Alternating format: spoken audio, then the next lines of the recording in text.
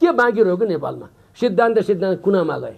त्यसैले त्यस्तै गर्ने हो भने त योबाट पाठ सिकिने राष्ट्रसभाले भन्यो त यसको अर्थै छैन। नेपालका बुद्धिजीवी, नेपालका विश्लेषक, नेपालका डक्टर, इन्जिनियर, प्राध्यापक भन्दा किसान र मजदुर नर्मल मान्छे धेरै विद्वान रहेछ नि त। अगर साम्पाङ यत्रो पार्टीको बिचमा 68-69 पार्टीमा सब ध्वस्त भएको होला, 6वटा पार्टीमा परेर राष्ट्रिय पार्टी हुनु त यसलाई पोजिटिभ मान्नु पर्छ। त्यसैले अब कामको पनि मोडल नयाँ तरिकाले जानु पर्यो, काम पनि फटाफट गर्नु पर्यो। त्यसो भयो भने मलाई लाग्छ देश पोजिटिभ उसमा जान्छ।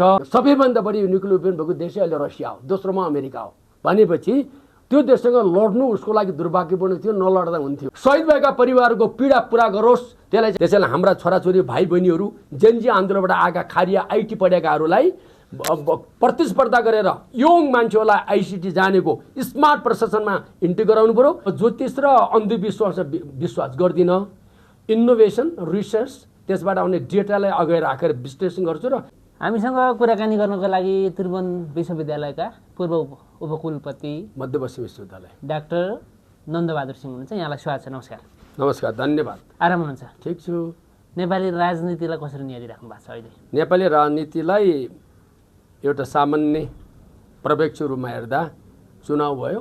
चुनावले जनताले 35 वर्षभित्र नदिएको अभिमत 2/3 बहुमत नजिक दिएर आमूल परिवर्तनको जनताको चाहना, भ्रष्टाचारलाई सहन नसक्ने उनीहरूको त्यो तीव्र इच्छा र देशको आर्थिक र भौतिक दुईटै समुन्नतिका लागि उनले खोजेको सपना पुरा होस् भन्ने खालको अभिमत दिएको छ। यही अभिमतको सिरोफेरोमा कस्तो गभर्मेन्ट बन्छ, उसका कार्यक्रम कस्ता हुन्छन्, पहिलेको जस्तै हो कि भन्ने एउटा, गर्ने अर्को हो कि साँच्चै जनताले भनेअनुसारको नयाँ क्याबिनेट बनेर आउनेवाला प्राइम मिनिस्टर त्यो गर्नुहुन्छ भनेर उत्सुकताका साथ हेर्नका लागि त्यो परिणाम आउने मन्त्री परिषदको परिणाम कस्ता मन्त्री आउँछन्, त्यसले 24 घन्टा 48 घन्टा 72 घन्टा अघि भने जस्तै 1 हप्ता 15 दिन 1 महिना अनि 60 दिन 100 दिनमा कस्तो काम गर्छ त्यो हेर्नलाई बसिरहेको छु। निकास र विकास दिएला यो सरकारले डाक्टर? आशा छ, किनभने संसारमा डेमोक्रेसीको सबभन्दा ठुलो ब्युटी के हो भने डेलिभरी हो। पिपुलको चाहनालाई जसले डेलिभरी गर्न सक्छन् ती पार्टी, ती नेता इतिहासको रक्षणमा फ्याँकिन्छन्। यो कुरा राष्ट्रसभाका नेताहरूले राम्रोसँग चिन्नु भएको छ। यति मात्र होइन, उहाँको अगाडि नै 35 वर्ष देश चलाएका 3टा दलहरूलाई रक्षणमा फालेको कुरा सप्रमाण भएर आफै आएछ भने आफूले नगर्दा के हुन्छ? त्यो त उत्तर उहाँसँग छँदै छैन। अहिले जसरी घन्टीले अहिले चाहिँ नि जुन प्रकारको आँधीहुरी लिएर आयो, यो अपेक्षित थियो या अनपेक्षित? यसलाई कसरी लिनु भएको छ त? भ्रष्टाचार र कुशासन हेर्ने हो भने अपेक्षित थियो र जनताको मेन्टालिटी हेर्ने हो भने यो आश्चर्यजनक हो। यही हो तपाईँको उत्तर छोटोमा भन्दा। कसरी आश्चर्यजनक? किन भन्दाखेरि साँच्चै जनता यति बौद्धिक छन् त यस्तो 2/3 बहुमत दिन्छन् त भन्ने थियो नि त। जनता त पुरै पार्टीका पछि लागेका छन् होइन। अब अर्को भन्यो भने धेरै जस्तो झोले पनि छन्। झोले मान्छेहरूले बुद्धिजीवी झोले, जनता झोले, सबै झोले छन्। त्यसो भएर यस्तो मत दिनला जस्तो लागेको थिएन कि जनता त वास्तवमा झोले रहन्छन्।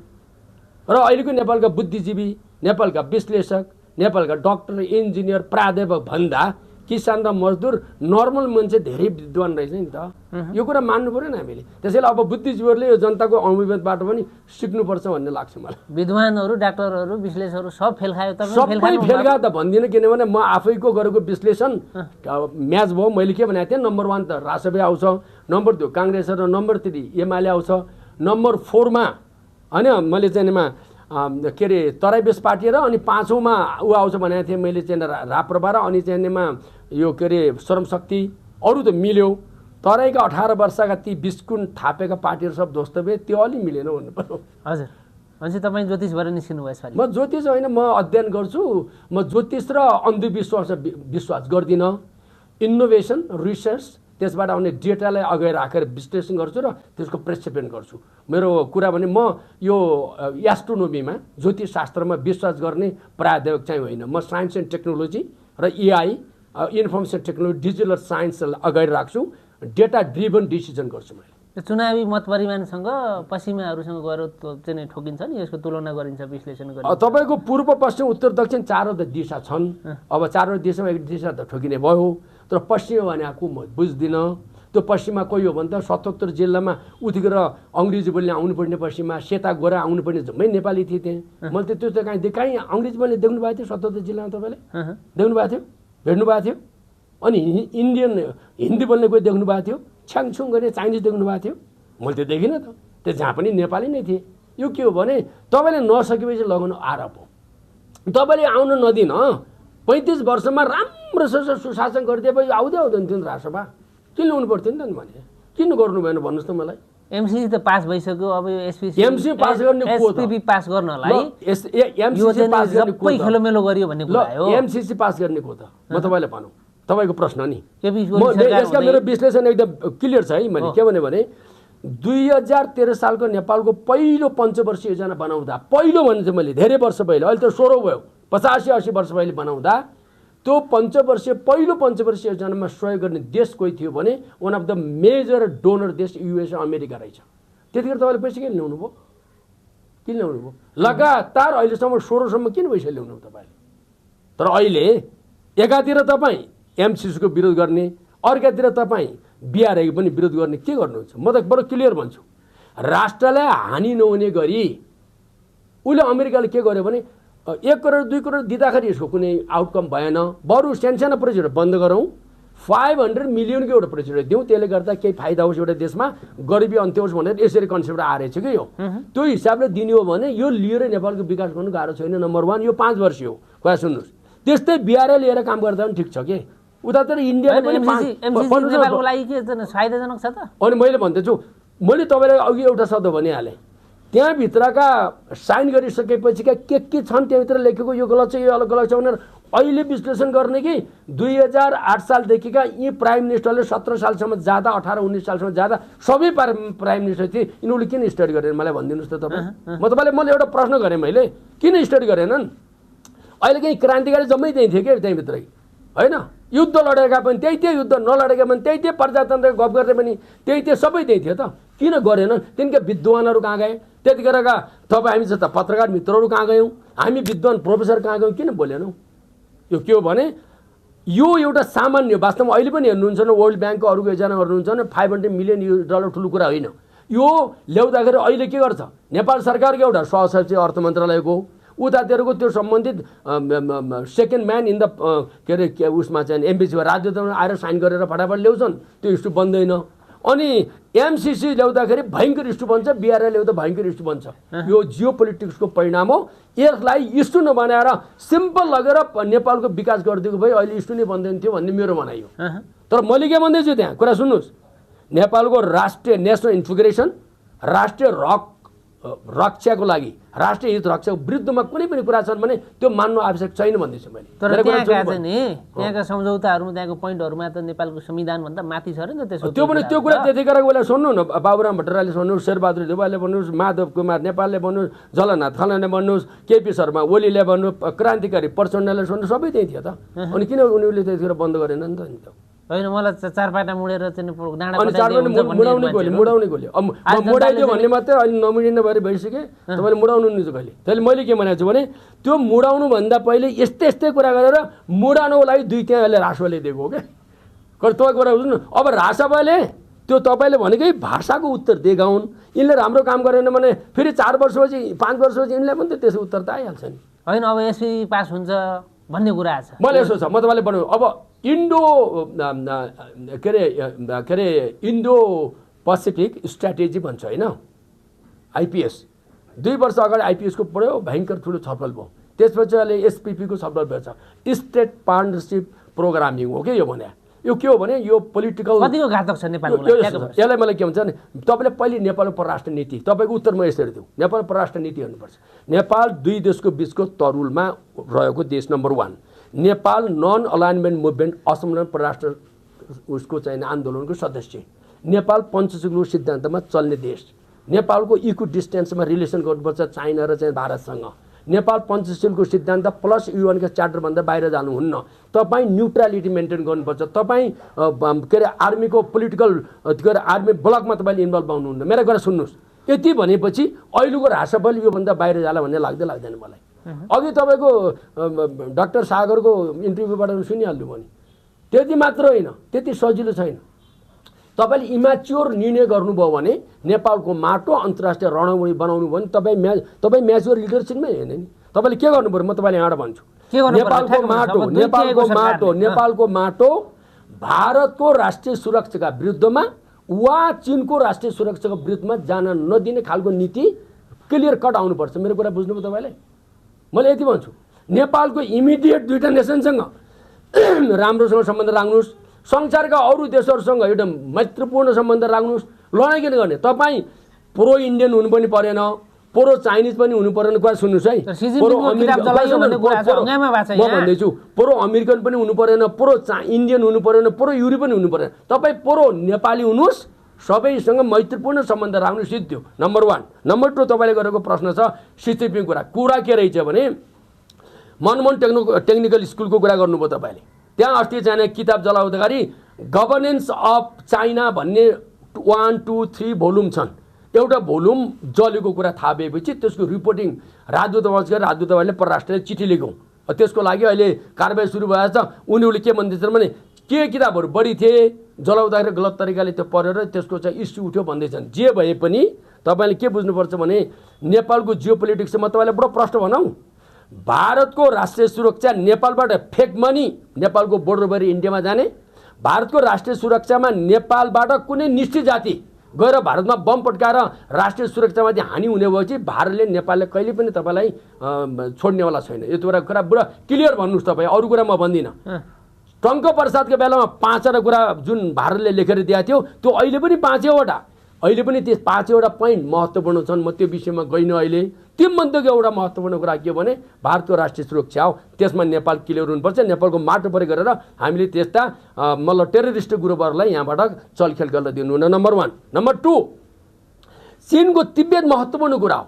चीनको तिब्बत र 1 चाइना पुलिसको तलमाथि जाने बित्तिकै तपाईँले यसको पे गर्नुपर्छ, तपाईँले पे गर्नुपर्छ। त्यही सजिलो छैन, सामान्य छैन। त्यसैले तपाईँ के बुझ्नु भन्दाखेरि यो दुईवटा कुरा बुझ्नुहोस्, मजासँग जानुहोस्, देश चल्छ। यसमा इमोसनालिटी नेपालको परराष्ट्र नीति आज रातारात चाहिँ राजसभा आउने बित्तिकै उसले चेन्ज गर्न सक्दैन। नेपाल परराष्ट्र नीति त्यही हुन्छ। त्यसमा बरु 21औं शताब्दीको डिटर्मिनेन्ट फ्याक्टरहरू के हुन्छ अलि एड गर्न सक्नुहुन्छ पऱ्यो, नयाँ कुरा के राख्न सक्नुहुन्छ, त्यसलाई मच बेटर बनाउन सक्नुहुन्छ। यसो तपाईँले कुरा गर्छ नेपालमा बिआरआई पास गर्ने पनि दुईवटा कुरा छ। हिजो केपी ओलीले के भन्नुभयो, 1% पनि कुनै पनि पर्सेन्ट फ्री दिन्छ भने ल्याउने, 1% पनि लगाउनुपर्छ हामी ल्याउनु भने नि त। हिजो उसलाई त कम्युनिस्ट भन्नुहुन्थ्यो होइन तपाईँहरू, कम्युनिस्टले त उता चिनसँग त त्यो मानेन त, त्यसले त्यस्तो बोल्यो। कहाँ बोल्यो? एउटा कार्यक्रम त्यो राजदरबारको अगाडि, पुरानो राजदरबार अगाडिको एउटा सडकमा भएको कार्यक्रममा म बोलेको, भोलिपल्ट चीन भ्रमणमा जाने अगले दिन बोलेको सुन्नुभएको थियो होइन? त्यस्तो बोले। अब चीनले के भन्यो, यो बिआरआई भनेको यो डोनेसन होइन, यो पार्टनरसिप हो। त्यसमा त मिनिमम भए पनि आफ्नो चाहिनेमा के अरे पार्टनरसिप देखाउनुपर्छ, त्यसमा सर्टेन चाहिनेमा हिस्सा लिनुपर्छ, अनि मात्र यसको मिनिङ छ भन्यो बोले। हो, यो कुरा तपाईँले बुझ्नु पऱ्यो, नम्बर 1। नम्बर 2 के गर्नु पऱ्यो भन्दाखेरि भारतको पनि त्यही हो। अब एउटा कुरा के बुझ्नु, म तपाईँलाई क्लियर भन्छु, यहाँ धेरैले नबुझाएको छ। 21औं शताब्दीमा भारत र चाइना अब लड्दैनन्। मैले आज नयाँ कुरा भन्छु, लड्दैनन्। दुईवटा मिलेर संसारको नेतृत्व गर्छन्। दुईटैले एक आफ्नो देशको करिब 3 अरब हुन्छ होइन जनसङ्ख्या, त्यो आफ्नो मार्केट आफैले खोज्छन् अनि दुईटै मिलेर जान्छन्। भारतलाई पनि पीडा थाहा छ संसारको लिडरसिपको, चीनले पनि पीडा थाहा छ। दुईटै मिल्छन् र एकले अर्काको राष्ट्रिय रक्षाको काम गर्छन्। त्यतिखेर बरु दुईटाले राष्ट्रिय रक्षा गर्दा नेपालको राष्ट्रिय रक्षा हानि भयो भने हामी दुईटाको विरुद्धमा बोल्ने दिन पनि आउन सक्छन्। त्यो त तपाईँको अस्ति 1-2वटा ठाउँको कुरा नबोलौँ, अहिले नभनिहालौँ। म तपाईँले साङ्केतिक भाषामा बोलेँ। त्यसैले मैले के भन्छु भने चीनले नेपालको राष्ट्रिय सुरक्षामा ध्यान दिएन भने चीनको समर्थन गरिरहनु पर्ने पनि छैन के, भारतले पनि हाम्रो दिएन। तर अल्ट्रा राष्ट्रवादको नाउँ लगेर भारत र चीनसँग सम्बन्ध बिगार्नु नेपाललाई फाइदा छैन। नेपालले बौद्धिकताका पूर्ण होइन अत्यन्तै साइलेन्ट डिप्लोमेसीमा प्रो नेपाली लिडर भएर राष्ट्रिय स्रोत र जानेमा अवसरहरूलाई प्रयोग गरी नेपालको विकास गर्ने नेता चाहिए, त्यही गरोस् भन्ने मेरो सल्लाह छ। हजुर, अब चाहिँ नि यतापट्टि आएर निर्वाचन भएर पनि चाहिँ मतको परिणाम आएको निकै समय भइसक्यो, अझै सरकार बन्ने छाँटकाँट छैन। रासोपा चाहिँ त्यहाँ सांसदहरूलाई राखेर उफ्री पाफ्री गरिरहेको दृश्य देखिरहेको छ। सरकार बन्न किन ढिलाइ भयो त? अनि तपाईँको कुरालाई हेर्दाखेरि यसलाई तपाईँको प्रश्न गर्ने राइट छँदैछ पत्रकार बन्धुवर्गले। मलाई यसलाई उत्तेजित गर्नु आवश्यक छ, किनभने निर्वाचन आयोगले 2022 सालको चैत्रको 3 गतेसम्म दुईवटा फोटो नागरिकता र चाहिँ नेसनल आइडी कार्ड लिएर 3 अफिस टाइमभित्र आएर पेश गर्नुहोस् भने त्यो भनेको हिजो हो। पेश गरेपछि आजको दिनमा प्रत्येकले चाहिँ 110 जना सांसदले के पाउँछ उसको चाहिँ नेमा सांसद भएको पाइसकेपछि अब त्यो पाएपछि त्यसपछि आजको बेलुकासम्म टाइम चाहिँ हुँदैन, थाहा छैन भोलि बल्ल कहाँ जान्छ भन्दाखेरि राष्ट्रपतिमा त्यो 110 जनाको लिस्ट जाने भयो। लिस्ट गइसके बल्ल राष्ट्रपतिले जानकारी गर्नुहुन्छ होला नि। यो सकेको छ नि, यहाँ उत्तेजित हुनु पनि कारणै छैन नि। त्यसैले यो राजसभा कारणले भएको होइन, यसमा पनि हामी बेकारको नचाहिँदो कुरा गर्नु छैन। कतै भागभण्डा पो मिलेन अहिले त्यो के को भागभण्डा, त्यही काङ्ग्रेस एमाले र माओवादी जस्तै भागभण्डा गरेर कहिले काङ्ग्रेस एमाले, कहिले काङ्ग्रेस र माओवादी, कहिले माओवादी र एमाले, कहिले एमाले र राष्ट्रसभा, कहिले के अरे राष्ट्रसभा पनि मिले नि, कहिले एमाले र चाहिँ राष्ट्रिय प्रजातन्त्र पार्टी, कहिले एमाले र चाहिँ एवं हुँदाखेरि दिनेश त्रिपाठी के त्रिपाठी हुनुहुन्थ्यो नि सांसद, उहाँ समेत मिले, हृदय त्रिपाठी केही बाँकी रहेन। अनि एमाले र चाहिँ कमल थापा के बाँकी रह्यो कि नेपालमा, सिद्धान्त कुनामा गए। त्यसैले त्यस्तै गर्ने हो भने त योबाट पाठ सिकेर राजसभाले भन्यो त यसको अर्थै छैन। मलाई लाग्छ अब राजसभाले त्यस्तो तपाईँको खुट्टा ढोक्नुपर्ने छैन, किनभने 138 भने त नर्मल 2 टेको नजिक भइसक्यो, मजासहित देश चलाउँछ। मैले बुझेअनुसार त्यसमा चाहिनेमा एउटा 182 छ, एउटा सिट चाहिँ म्याग्देका त्यति आउनुहुन्छ, हाम्रो चाहिँ महावीरजी 183 भयो। अनि जुम्लाको उसले 1+4 5वटा जुम्लाको राप्रपाले पनि सहयोग गर्छु भनिसक्यो। अनि 4+3+4 7वटा चाहिनेमा श्रम संस्कृति पार्टीले पनि गर्छु भनिसक्यो। मलाई त्यही लाग्छ न अब 38 मत लिएको चाहिँ काङ्ग्रेस होइन, तपाईँको 25 मत लिएको एमाले, अनि 16वटा मत लिएको माओवादी, 3टा चाहिँ राम्रोसँग सास अलिकति 35 वर्ष उनलाई हतार थियो, गाह्रो थियो, सास फेर्न गाह्रो थियो, किनभने धेरै चिन्तामा थिए विकास गर्न। अब आरामसाथ रिल्याक्स भएर बस्ने चाहिँ दिएकोले संसद गएर पनि ब्लड प्रेसर नबढ्ने गरी 5 वर्ष आरामसाथ बस्नुहोस् भनेकोले जनताले त्यो गर्नु होला भन्ने लाग्छ मलाई। हजुर, सरकारको चुनौती र चाहिँ उपलब्धि, चुनौती त यसो जहाँ चुनौती छ नि त्यहाँ विकासै हुन्न। हामीले के भन्छौँ भने जननी भनेको के अरे तपाईँको जहाँ निड छ त्यहाँ इनोभेसन हुन्छ, जहाँ इनोभेसन हुन्छ त्यहाँ इकोनोमी फस्टाउँछ भन्छ। अहिले त्यही कुरा हो। राष्ट्रसभाको अघि एउटा कुरा के भन्नुभयो भने इनोभेसन र इनोभेटिभ इन्टरप्राइजेस अङ्ग्रेजीमा भन्दा नवपरिवर्तन र नवपरिवर्तनमा आधारित उद्योगहरू बनाउने भन्नुभएको छ। त्यो कुरा उहाँहरूले बनाउन सक्नुभयो भने र भ्रष्टाचारलाई रोक्न सक्नुभयो। अघि तपाईँ हामीले गरेका कयौँ कुराहरूलाई चाहिँ इमान्दारपूर्वक लागू गर्नुभयो। सबभन्दा ठुलो समस्या म तपाईँलाई भनौँ, अन्यथा नमान्ने भने मैले कर्मचारी तन्त्रलाई नेगेटिभ भने होइन, संसारका लिडरसिपहरू सफल हुनुको लागि सबभन्दा ठुलो कुरा पर्मानेन्ट गभर्मेन्ट भनेको ब्युरोक्रेसी हो। त्यो ब्युरोक्रेसी अत्यन्त आइडियोलोजिकली डिभाइडेड छ, त्यसलाई ठिक ठाउँमा ल्याउनु पर्ने आवश्यकता छ। त्यो ल्याउने नम्बर 1। नम्बर 2, अब क्यु होइन अनलाइन भनेपछि त डिजिटल संसार बुझ्ने ब्युरोक्रेसी चाहियो। त्यसैले हाम्रा छोराछोरी भाइ बहिनीहरू जेनजी आन्दोलनबाट आएका खारिया आइटी पढेकाहरूलाई प्रतिस्पर्धा गरेर यङ मान्छेहरूलाई आइसिटी जानेको स्मार्ट प्रशासनमा इन्ट्री गराउनु पऱ्यो। पुराना टोपी लगाएका, घोप्ले टोपी, गहिरो चस्मा लगाएका, अनि त्यो आइटी भनेको के हो जान्दै नजाने, टाइप गर्दा एउटा लेटर 2 घन्टा लगाउने साथीभाइहरू जो पुरानो हुनुहुन्छ उनलाई गोल्डन ह्यान्डसेक भन्छ कि अहिले नयाँ भाषा, गोल्डन ह्यान्डसेक भएर घरमा जाऊ, छोराछोरी नातिहरू चलाएर बसौँ, उनी त्यहीँ रमाइलो गरेर पैसा हामीले दिइदिएको छौँ भनेर पठाउनु सक्यो भने राष्ट्रसभा सफल हुन्छ भन्ने लाग्छ। मैले त सोल्युसन दिइहाल्छु नि, मैले उत्तेजित सोल्युसन दिनु, देश बनाउने सोल्युसन दिनु पऱ्यो नि। अब त के छ भने मलाई कुनै पाउनु र लिनु छैन। एउटै कुरा छ कि तपाईँको 5वटा 6वटा चिज गभर्मेन्ट देशको लागि त्यो पार्टीको होइन, भोलि राजसभा पनि होइन। नम्बर 1 शिक्षा र खेलकुद पनि देशको होइन, खेलकुद र शिक्षा देशको नम्बर 1 मैले 2टै ठाउँमा राखेको छु। नम्बर 2 स्वास्थ्य देशको, नम्बर 3 कर्मचारी तन्त्र देशको, नम्बर 4 चाहिँ सुरक्षा निकाय देशको, नम्बर 5 न्यायालय देशको। यी ठाउँमा राजनीतिक हस्तक्षेप बन्द गरेर कानुनद्वारा प्रतिस्पर्धा गरेर योग्य मान्छे आउने कुरा गरौँ। तिनको सरुवा र बौडुवा र ट्रान्सफर पनि त्यहीबाट गरियो भने यो पर्मानेन्ट हुन्छ। त्यसो भए पनि अस्ति 17 घन्टा देशलाई राइ नदिनुपर्ने स्थिति आउँदैन, किनभने त्यहाँ त पर्फर्मेन्स हुन्छ नि। अहिले त राजनीतिक दलले के अपराध गर्यो भने यी 5 क्षेत्र ध्वस्त गरिदिए यिनीहरूले। अब बाँकी तपाईँले के गर्नुहुन्छ भने सरकार बनाउँछ, सरकारको आफ्नो एरिया छ, सरकारले जित्यो भने उसले आफ्नो गभर्मेन्ट बनाउँछ, क्याबिनेट नम्बर 1, क्याबिनेटका सल्लाहकार लिन पाउँछ, राष्ट्रिय योजनाका सदस्य लिन पाउँछ, राजदूत नियुक्ति गर्न पाउँछ। उसले यो चाहिँ युनिभर्सिटी र जानेमा मेडिकल युनिभर्सिटीहरूमा उसले के अरे प्रतिस्पर्धा गरेर भिसीहरू नियुक्ति गर्न पाउँछ। यति होइन, यो गरोस् न, यो पनि प्रतिस्पर्धा गरोस्। तर हिजोका नेता जस्तै, हिजोको पार्टी जस्तै मर्न लागेको चाहिँ पुरानो एउटा चाहिँ सचिव रिटायर छ, त्यो सचिवबाट 5 करोड रुपियाँ खाएर अमेरिकाको राजदूत हेर्नुहोस् है, म नाउँ भन्ने यति भन्न त पाइयो नि। अनि त्यहाँबाट अलिअलि पैसा गएर बेलायतको राजदूत, अलिअलि पैसा गएर जापानको राजदूत, अलिअलि पैसा गएर उता क्यानाडाको राजदूत, अलिअलि पैसा गएर उता अस्ट्रेलियाको राजदूत, अहिले अङ्ग्रेजी बोल्नेतिर अहिले पैसा आउनेबाट अलिअलि बढी पैसा खाने, त्यसपछि इन्डिया र भारतको राजदूत नियुक्त गरेर देश चल्दैन। यस्तो कुरा राष्ट्रसभाले गर्यो।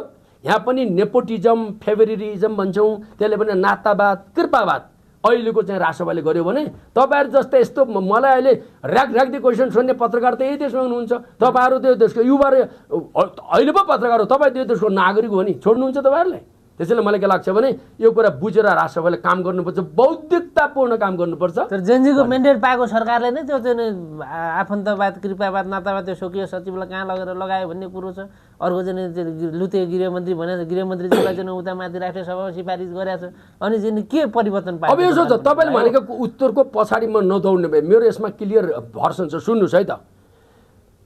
अब आमा जुन छन्, आमा चाहिँ प्रधानमन्त्री हुनुभयो सुशीला कार्की, आमा प्रधानमन्त्री हुनुभयो, तर आमाले आफू सम्माननीय के अरे प्रधान न्यायाधीश हुँदा अनि त्यो ग्याजेटेड पनि होइन, नासु भनेको तपाईँको नन ग्याजेटेड, अब त्यहाँभित्र मुद्दा खासो खुसो यताउति मिलाउने सर्वोच्चको मान्छेलाई सिधै आमाले चाहिँ आफ्नो प्रधानमन्त्री जस्तो सम्मानीय पोस्टको प्रमुख सचिव नियुक्त गर्नु नै गल्ती थियो। कुरा सुन्नुहोस् पर्ला, किन गर्नुभयो? त्यो उहाँको पुरानो लेगेसी के न्यायालयसम्म चलेको र त्यहाँभित्रका वर्षौँसम्म उहाँहरूले चलाएको लिगासीसँग सम्बन्धित होला भन्ने मैले कल्पना गर्छु है। अब यसको उत्तर मैले के दिउँ भन्नुहोस् त? यति भनेपछि त बुझ्नुभयो होला नि। त्यो त आमाले बुझ्नु पऱ्यो, नम्बर 1। नम्बर 2, अनि उहाँ आमाले नियुक्त गरेको उहाँले आदर्शजीले आफ्नो श्रीमतीलाई सहसचिव फर्स्ट क्लासमा नियुक्त गर्नुभयो, चारैतिर विरुद्धपछि विथड्र भयो। दोस्रो आमाले बुझ्नुपर्ने। तेस्रो आमाले राष्ट्रिय प्रकृति संरक्षण कोष भनेको राजा गोपाल महेन्द्र प्रकृति संरक्षण कोष थियो। यसमा कस्तो विद्वान मान्छे, nature, individual, society and nature र नेचर र लिभिङ र नन लिभिङको बिचको interaction, climate change, evolution, biodiversity, तपाईँको अनि इकोसिस्टम, अहिले संस्थाको चाहिनेमा क्लाइमेट चेन्जका कन्फरेन्सेसहरू, आज कार्बन ट्रेडिङका कुराहरू, अनि ग्रिन हाउस ग्यासेसहरू, आज बजारमा किन टेम्परेचर बढ्यो, यस्ता कुरा बुझ्ने मान्छे यसमा पठाउनु पर्ने योग्य मान्छे के। आज त्यो कुरा नबुझेर भर्खरको एउटा, अब म त युनिभर्सिटी पढाउने मेरो विद्यार्थी त मास्टर र पिएचडी मात्रै गरेका हुन्छन्, मैले ब्याचलर गरेको विद्यार्थी लिँदैन। अब एउटा ब्याचलर गरेको मान्छेलाई लिएर उहाँले नियुक्त गरेर त्यो मान्छेलाई प्रकृति संरक्षण कोषको अध्यक्ष बनाएपछि त योभन्दा लज्जास्पद के हुन्छ? अनि सम्माननीय पूर्व तपाईँको के भने सर्वोच्च अदालतको प्रधान न्यायाधीश, अहिले सम्माननीय के अरे प्रधानमन्त्री भइसकेको मान्छेले यति नै बुझ्नु हुनु रहेछ त, उहाँले बुझेकै रहन्छ त। उहाँले के देखाउनु भयो थाहा छ? यत्रो चित्त देखाउनु भयो फेरि भने चाहिँ उहाँ कति विशाल प्रधानमन्त्री रहेछ भन्ने त कामबाट देखियो नि। त्यसैले मैले यसलाई यति नै राखेँ, अब कुरा धेरै नराखौँ। तपाईँले भनेको अर्को कुरा अप्पर हाउसमा जुन लगियो भन्ने कुरा छ चाहिँ तपाईँको त्यो के अरे हाम्रो गृहमन्त्री, यसमा म इस्यु बनाउन चाहन्न। कुरा सुन, यसमा फरक छ। यदि कुनै गृहमन्त्री सक्सेसफुल छ र आउने प्राइम मिनिस्टरको इन्टरनल इन्ट्रेस्ट लिएर उसले सफल देश बनाउन चाहन्छ र त्यस्तो सङ्केत हो भने यसलाई नेगेटिभ गर्नुपर्ने कारण के? तपाईँले जे पाए उयो बोल्नुमा म यसमा किन भन्छु भने म त मेरो दिमाग प्रयोग गर्छु नि। मैले के भन्छु भने यदि बालनले अब आउने गृहमन्त्री सफल पनि हो, यसलाई अप्पर हाउसमा लगेर एकजना मान्छेलाई राष्ट्रपति नियुक्त प्रधानमन्त्रीलाई सिफारिस गरेर जाने कुरा यो इस्यु बनाउनु पर्ने कारण छ र? म नबुझेको कुरा किन अहिले बजारमा यही आइरहेछ, जम्मैले होको भन्छन् अनि जेनजीले पनि तुरुन्तै खारिज गर भन्छ। जेनजी भाइ बहिनीलाई भन्छु, प्रकृति संरक्षण कोषको मान्छेलाई खारिज गर भन्ने कुरामा 100% मेरो समर्थन छ। हिजो चाहिनेमा गलत खालका नियुक्ति गर्यो त्यो पनि खारिज गर्नु भन्ने कुरामा सहमति छु। तर गृहमन्त्रीलाई अप्पर हाउसमा लिएर भोलि यदि आवश्यक छ भन्ने कुनै कतैबाट हुने प्राइम मिनिस्टरले थिङ्किङ गर्नुभएको छ भने उसले बुझेको चाहिनेमा यो चाहिँ प्रशासन छ र सफल छिट्टै 24 घन्टा 48 घन्टा 72 घन्टा अथवा 1 हप्तामा डेलिभरी दिनुपर्छ सुरक्षा निकायले बुझाएको छ भने त त्यसलाई त मैले नेगेटिभ त मान्दिनँ। कसरी तपाईँले विश्लेषण गर्नु? होइन, हिजो उहाँले नै भन्नुभएको छ त म त अब पुरानै वकालत पेसामा फर्किन्छु भन्ने। त्यही तपाईँले त्यसो भन्यो भने अर्को कुरो गर्ने, त्यसो भन्यो भने पूर्व शिक्षा मन्त्रीको उदाहरण दिन्छु मैले। पूर्व शिक्षा मन्त्रीले 99% मा उठ्दैन मन्त्री भन्नुहुन्थ्यो होइन, कहाँ रे सांसद भनेर भन्नुहुन्थ्यो नि के अरे महावीर पुनले। लास्टमा त 24 घण्टामा राजनाथ दिएर गएर त सबभन्दा उड्ने त उहाँ भयो त अनि किन जानुभयो त उड्न भन्नुहोस् त मलाई। तपाईँले मैले प्रश्न गरेँ किन जानुभयो? पोलिटिक्स जस्तो होइन, पोलिटिक्स भने जस्तो होइन, पोलिटिक्सबाट आर्ट छ, पोलिटिक्स डेभलपमेन्टको आर्ट छ, त्यहाँभित्र कला छ। कलाले के गर्छ भने कहिले काहीँ तपाईँले एउटा भन्दाखेरि पनि तपाईँले अरूको आवश्यक चाहिनेमा त्यसको के अरे तपाईँको चाहिनेमा निड आयो भने त्यो निड पुरा गर्नुपर्छ। अहिले तपाईँको गृहमन्त्रीलाई अपराधमा लिएर भोलि होला नहोला त्यो अर्को कुरा हो। त्यो ठाउँमा सोच्दा त्यो एकदम अपराध भयो, त्यो जेएनजी आन्दोलनको मुभमेन्टको विरुद्धमा भयो भनेर भन्ने आधार म चाहिँ देख्दिनँ है। तपाईँले यो अनावश्यक कुरा, किनभने त्यो माइती घरमा जेएनजीहरू जाने बित्तिकै अनि उनले जे बोल्दैछ सबै ठिक छ भनेर त म चाहिँ भन्दिनँ। जेएनजीहरूलाई पनि मेरो आग्रह छ, जो शहीद भएका छन् उनको रगत पसिना नबगोस्, त्यो भावना अनुसार सरकारले काम गरोस् र शहीद भएका परिवारको पीडा पुरा गरोस्। त्यसलाई चाहिँ त्यसलाई होइन मलमका घाउमा मलम लगाओस् भन्ने कुरा त हामीले सरकारले भन्नै पर्यो। तर के होइन भने राम्रा कुरा पनि नराम्रा पनि एउटै डालामा आएर सबै ठिक छ भन्यो भने अनि हामी विद्वानहरूले के को विश्लेषण गरेर बस्नु त नि भने अलिकति छोड्नुहोस् न, हामीले अलिकति स्पेस पनि दिनु न, यो ठिक छ ठिकै भनिस् भन्ने सम्म त बोल्न त दिनुहोस्। म त विचार प्रयोग गर्ने मान्छे म अर्काको पनि हुइयाँ पैसा नलाग्ने मान्छे परे म। खारेज गर्नुपर्छ, गरेन भने नयाँ आउने सरकारले खारेज गर्नुपर्छ, प्रतिस्पर्धा गरेर ल्याउनुपर्छ। नयाँ सरकारको कुरा के थाहा छ? विज्ञ ल्याउने, प्रतिस्पर्धा गर्ने मान्छे ऊ विज्ञ पनि होइन प्रतिस्पर्धा आएको पनि होइन, दुइटै हिसाबले हटाउनुपर्छ भन्छु मैले। अनि नयाँ सरकारका चाहिँ अब सांसद भर्खर हुँदैछन् उनी मेयरबाट, उनीले चाहिँ क्लासहरू यो चाहिँ के भन्छ चाहिँ संसदीय उबारेमा चाहिँ रासोपाले जुन पाठ पढाइरहेछ त्यो सिक्नु नपर्ने हो त बालन शाहले? अनि तपाईँ कति वर्ष हुनुभयो अहिले?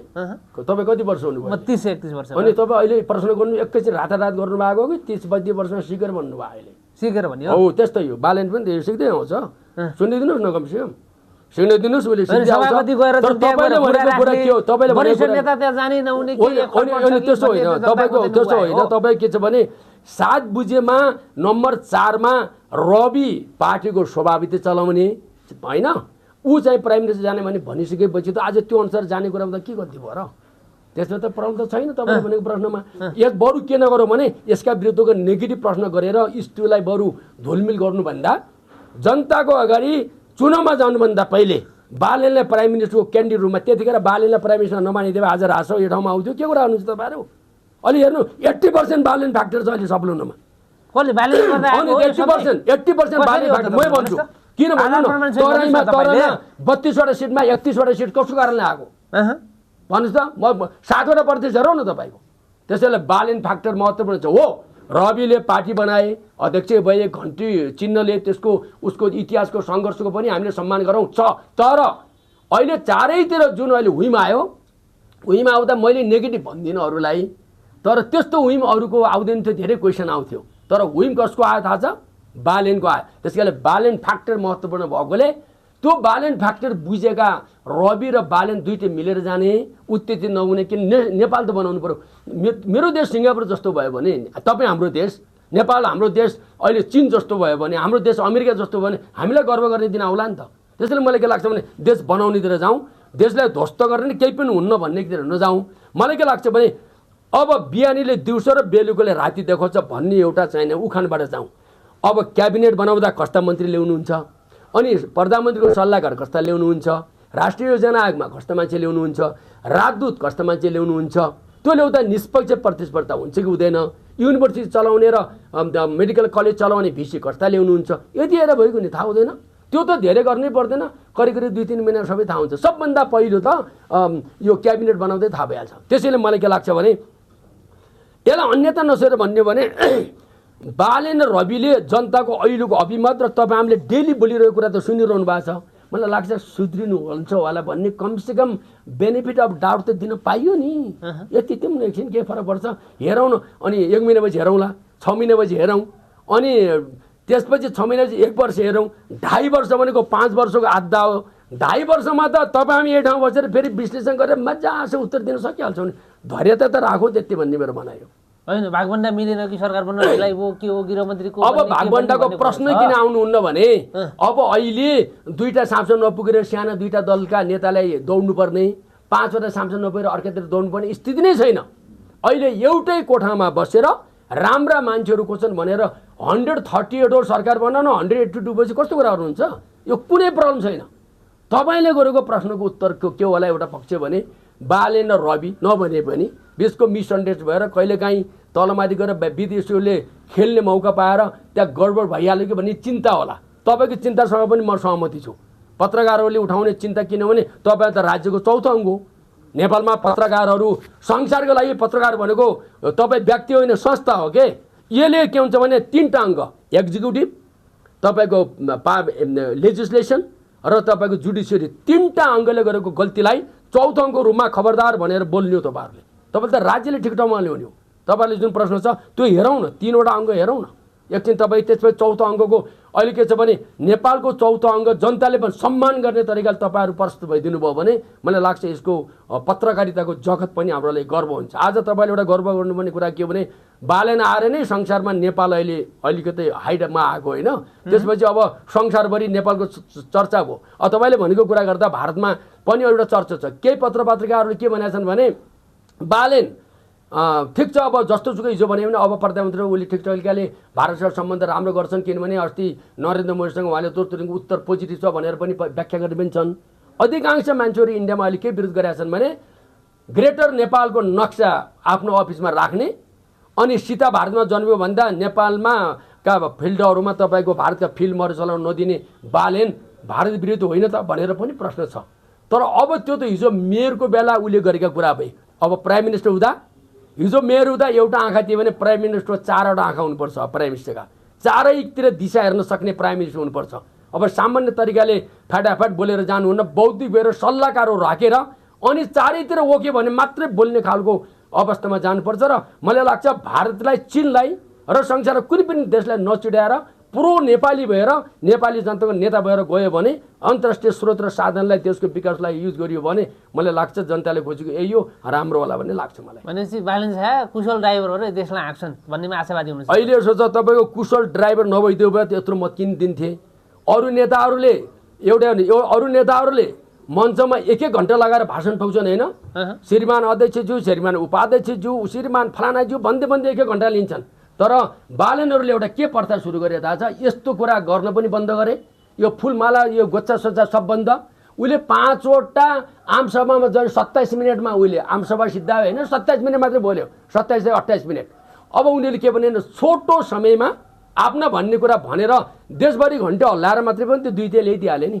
तर पुराना नेताहरूले हुँदा नहुँदा भाषण गर्दाखेरि पनि आएन भने चाहिँ त्यो एउटा नयाँ जुन 21औं शताब्दीको म्यानेजमेन्टको जो स्टाइल छ त्यो स्टाइल पनि उसले देखाएको कुराले यसले पोजिटिभ मान्नुपर्छ। यसलाई त्यसैले म के भने तपाईँहरू मेरो पर्सनल कुरा भन्दा पनि नेपाली जनताहरू अहिले जसरी 70-80वटा देशमा गएका छन्, 70-80 लाख नेपालीहरू, उनीहरूको जो पीडा छ त्यो अहिलेको सरकारले बुझेर नेपालमा औद्योगिकरण बढोस्, शिक्षामा नयाँ कुरा होस्, स्वास्थ्यमा नयाँ कुरा होस्, टुरिज्म बढोस् र नेपालमा तपाईँको चाहिँ के भने तपाईँको चाहिनेमा यातायात लेखेर कयौँ ठाउँमा अब म भनौँ तपाईँ यातायातमा 3वटा सिफ्टले काम गरेर रोड सिद्धाउनु पर्ने, ऊर्जामा हाइड्रोमा के बिहानै दिउँसो बेलुका, बिहान कुरा सुन्नु 6 बजेदेखि दिउँसो 2 बजे, दिउँसो 2 बजेदेखि बेलुका 10, बेलुका 10 देखि बिहान 6, 3वटा सिफ्ट मैले हिसाब गरेर बसेको छु। रातको सिफ्टलाई अलिक बढी पैसा दिउँ, 3 सिफ्ट काम गऱ्यो भने 10 वर्षको बिजुली 3 वर्षमा निकालिन्छ भने हामी कहाँको कहाँ पुग्न सक्छौँ। त्यसैले अब कामको पनि मोडल नयाँ तरिकाले जानु पऱ्यो, काम पनि फटाफट गर्नु पऱ्यो। त्यसो भयो भने मलाई लाग्छ देश पोजिटिभ उसमा जान्छ। अहिले उनीहरूले जसरी नेपालको इन्कम बढाउने भनेका छन् नि, लोअर टु मिडल क्लासमा लिएर भनेर जसरी अहिले हाम्रो डाक्टर स्वर्णिमले दिनुभएको छ त्यो अनुसार काम गर्न सक्यौँ भने, जब क्रिएट गर्न सक्यौँ भने यसलाई पोजिटिभै मान्नुपर्छ। अब मैले भने त तपाईँको त्यो क्याबिनेट बनाउने बित्तिकै सङ्केत आइहाल्छ। 24-25 घन्टा 1-2 हप्तामै त्यो सङ्केत आउँछ। त्यो सङ्केत हेर्ने दिनसम्म हामी धैर्य त राखौँ भन्ने मेरो आग्रह छ। हजुर, अब सरकारले दुई दाइको फुर्ती लाएर दायाँ बायाँ गरेर म छोडिदिनु भन्दै हर्क सेपाङले उहाँबाट चेतावनी दिइसक्यो धरानबाट। कसरी लिनुभएको छ यसलाई? अब यो कुरालाई मैले यसलाई अर्को उत्तर अर्को एङ्गलबाट उत्तेजित भएर दिनुभन्दा नि मैले यसलाई बौद्धिक एन्सर के दिन्छु भने हर्क साम्पाङको दर्शन हर्कइजम मैले लेखिसकेँ 2 महिना अगाडि। आज होइन, मेरो फेसबुकमा हेर्नुहोस्, हर्कइजम नेपालको माटोमा जन्मेको इन्डिजिनियस इजम हो, आदिवासी बात हो। यो बातले श्रम, संस्कृति, प्रकृति र टेक्नोलोजीलाई एक ठाउँमा राखेर काम गर्छ। त्यसैले यो कुरा यदि ऊ नेपालको धर्म संस्कृति विरुद्धमा बिकुवा मान्छे होइन, कहीँबाट पैसा लिएर खाएको होइन भने हर्क साम्पाङ नेपालको लागि भोलि एउटा उदाहरणीय नेता हुन्छ भनेर ऊ त्यो चुनाव नलड्दै मैले मेरो फेसबुकमा ल्याएको छु, हेर्नु होला। नम्बर 1। नम्बर 2, आज अहिले जुन 4 जना लग्यो त्योबाट पनि पोजिटिभ साइन छ। नम्बर 3, अब हामीले के चाहियो भने अबको संसदमा ऊ रियल प्रतिपक्ष भएर बसेर खबरदारी गरे भने भविष्यको प्रतिपक्ष नेता भएर देशको शासन हातमा ल्याउने ठुलो सम्भावना छ यदि राजसभा बिग्रियो भने। यदि ऊ पनि अहिले राजसभासँग गयो, मन्त्री सन्त्री भयो भने राजसभा सँगसँगै ऊ पनि सिद्धिन्छ। त्यसो मेरो सल्लाह के भने दुईटाको लागि चाहिने सहयोगको लागि टिकट भोट हालोस्, तर सत्तामा सहभागी नभएर रियल प्रतिपक्ष रूपमा चाहिनेमा हर्क साम्पाङको सत्ता होस्। त्यसो भयो भने हर्क साम्पाङले देश चलाउनुहुन्छ होला, उहाँप्रति आशा छ। नम्बर 1। नम्बर 2, अब हर्क साम्पाङ राष्ट्रिय नेता बन्नुपर्छ। 18 वर्षको तराईका पार्टीहरूले 20 गुण थापे जस्तै फेरि उहाँले कुनै जात कुनै क्षेत्रमा थाम्नुभयो भने फेरि 5-10 वर्षपछि उहाँलाई अहिले तल बढाएर जस्तो बढाइदिन्छ। अब उहाँ राष्ट्रिय नेता बन्नु पऱ्यो। मेरो कुरा सुन्नु, त्यो राष्ट्रिय नेता बनाउने सङ्केत पनि दिनुभयो। 4वटा त्यो नोमिनेसन र अहिले सुदूरपश्चिमको झुलिङपुरमा आफ्नो मान्छे पठाउने, यो त सुन्दर हो। उसलाई पनि त पश्चिमले बिजो नि, त्यसैले ऊ देशको माटोमा हुर्केको हो भने के छ। अनि मान्छे त एउटा हिजो पृथ्वीनारायण शाह ठकुरीबाट आयो, हिजो कोही नेता थिएन पूर्वबाट, राईबाट आयो, के भयो त ऊ त नेपाली नै हो नि। तर त्यो राई मात्रै राख्छ कि राईले नेपाली जनता राख्छ भन्ने कुरा हो कि। नेपाली जनता राख्यो भने राई नेपालको नेता हुन्छ। किन राई लिम्बू नेपालको प्रधानमन्त्री हुन पाइन्न र?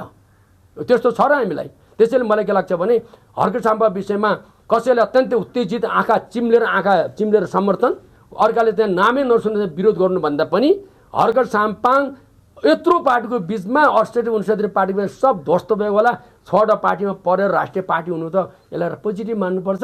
र नेपालमा श्रम संस्कृति चाहिन्छ, हाम्रो देश आफैले बनाउने हो।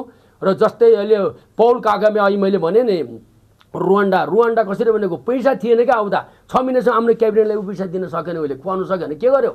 प्रत्येक महिनाको लास्टको शनिबारको बिहान 8 बजेदेखि 11 बजे सबै जनता सडकमा आउनुहोस् अनि श्रमदान गरौँ। कसैले स्कुल बनाउने, कसैले चाहिँ कुवा बनाउने, कसैले रोड बनाउने गरौँ भन्दा त्यसो गर्दा आज त तपाईँको उसको तलब कतिखेर उतिखेर तलबै खान नसक्ने राष्ट्रपतिको अहिले वर्षको 85 देखि 87 लाख तलब खान्छ। पूर्वको के अरे सिङ्गापुर अफ इस्ट अफ्रिकाको रूपमा रुवान्डाले विकास गर्यो। त्यस्ता नेता चाहिन्छ। गरे त हुने रहेछ नि, होइन? त्यसैले मलाई के लाग्छ भने रवि के अरे बालेन्द्र पनि त्यस्तै पौल कागेमे जस्तो हुनु पर्यो, होइन? विकास गर्नु पर्यो, पोजिटिभ बाटोमा जानु पर्यो भन्ने मेरो कुरा छ। त्यो भएन भने तपाईँले सोधेको प्रश्नको लास्टमा मैले मिट बारेँ, त्यतिखेर मैले राम्रो गरेन भने अब अर्को पटक फेरि जनताले भोट दिएर श्रम संस्कृति पार्टीलाई रियल प्रतिपक्ष, अब काङ्ग्रेस एमाले र माओवादी रियल प्रतिपक्ष हुन्छ हुँदैन थाहा छैन, तर मलाई गगनप्रति पोजिटिभ थियो। तपाईँले किन भनाउनु? किनभने काङ्ग्रेसबाट विद्रोह गरेर अब केही क्षमता भएको गगन र विश्वप्रकाश त्यो जुन शर्मा छन्, त्यो दुईवटा हुनहारी युवाहरूले केही हाँक्छन् भनेको थिए। तर जनताले के गरिदियो भने तिमीहरू पनि यी काम नलाने पुराना नेतासँग बसेर 10 वर्ष अलिअलि हात पनि चाटेकै हौ, त्यसो भए तिमीलाई अहिले दिने चाहिँ चान्स छैन भनेर देखाइदिए जस्तो लाग्छ कि मलाई।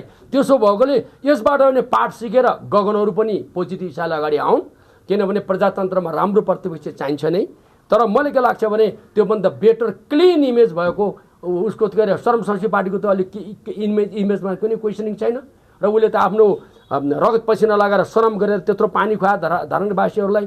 अनि एउटा पूर्वको राईलिम्बू माटोमा जन्मेको युवा यो देशको प्रधानमन्त्री हामीले गर्व गर्नु नपर्ने कारण के? जहिले पनि ब्राह्मणले खानुपर्ने, जहिले पनि ठकुरीले खानुपर्ने, जहिले पनि छेत्रीले खानुपर्ने।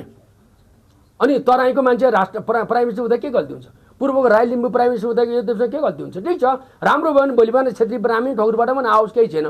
तर के भने अब जातको नारा होइन मानवताको नारा लगाउने मान्छे देशको नेता बन्नुपर्छ भन्ने पनि बनाइन्छ। अब यो पुलको पनि अलिकति विवाद आइरहेको छ त्यहाँ चाहिँ पश्चिमको। आज चाहिँ उहाँले इन्जिनियरको टोली पठाइसक्नुभयो, अध्ययन गरेर अनुसन्धान गरेर।